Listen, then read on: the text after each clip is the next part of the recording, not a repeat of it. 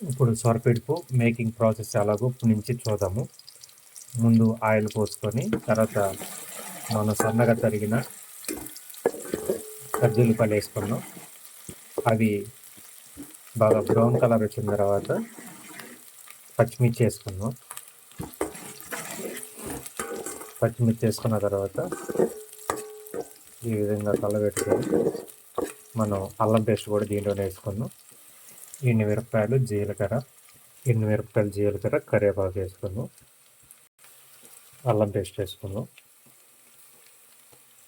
ఇవి మాడకుండా కొంచెం ఉప్పు కూడా వేసుకున్నాం. అల్లం పేస్ట్ అడుగంటుంది కాబట్టి అడుగంటకుండా కొంచెం ఉప్పు చల్లుకుందాం. ఈ విధంగా బాగా వేగిన తర్వాత కొంచెం లైట్గా ఈ ముక్కల వరకు ఉప్పు కారం వేసుకొని మనం సిద్ధపాటు చేసుకున్న సొరపిడుపుని మొత్తం దీంట్లో వేద్దాం. ముందుగా ఉప్పు కారం పెట్టుకొని సొరపిడుపుని వేద్దాం. ఇది చూడడానికి కొడుగుడు పొరట్లాగా ఉంటుంది. ఉప్పు కారం మనం కలిపి పెట్టేసుకుని దీంట్లో వేసుకొని మొత్తం వేసుకున్న తర్వాత తిప్పుకుంటే కొంతసేపు మగ్గనిస్తే ఆయిల్లో బాగా టేస్ట్గా మారుతుంది. ఈ విధంగా కళ్ళపెట్టుకొని కొద్దిసేపు ఆయిల్లో ఉడకనిస్తే ఈ సొరపిడుపు అనేది రెడీ అవుతుంది. Thank you friends.